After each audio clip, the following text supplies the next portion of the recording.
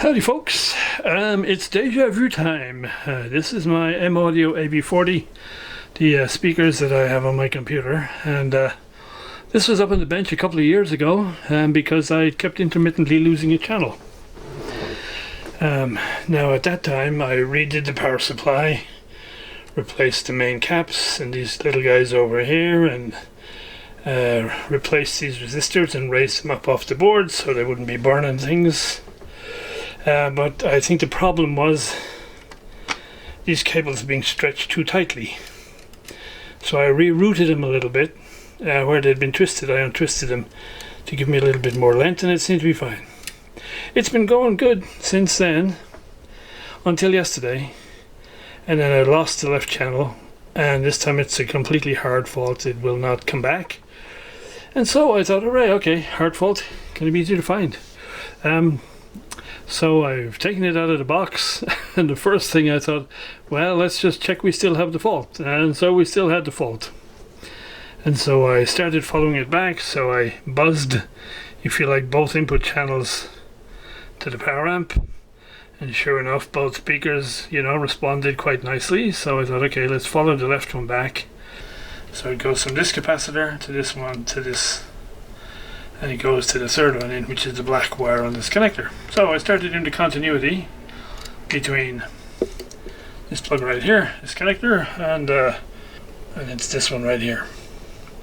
And sure enough, I could not get any connectivity, continuity on that heavy black wire in that connector.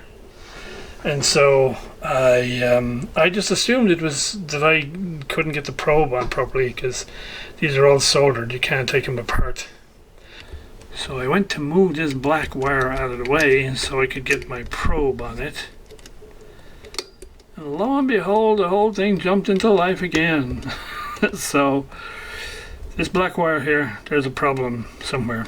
And so what I'm planning to do right now, I think this wiring harness is too short. Everything is stretched all the time, and so I think last time it was pulled off at an angle, and so I unsoldered this connector and resoldered it.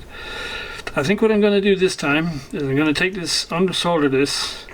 I'm going to add about maybe 2 or 3 centimeters of wire onto each of these, and then I'm just going to hard solder it back down into the board so that there's no problem with these cables being under tension, because I think probably when you wind all the things up and put them back in the cabinet, who knows. So yeah, frustrating after after all this time that it still turned out, but fortunately the fault was hard enough that I could get to it, so I can, if I play music through it now, just by tapping on this wire, I can get the left channel to come and go, and so that's pretty clear. So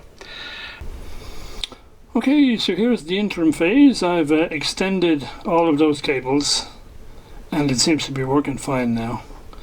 I will put an ample blob of hot glue on here to provide strain relief for those wires, and hopefully we're done.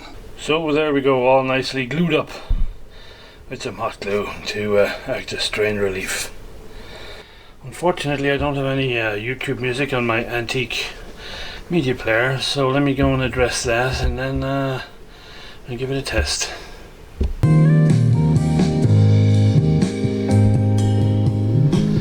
So here we are back in business.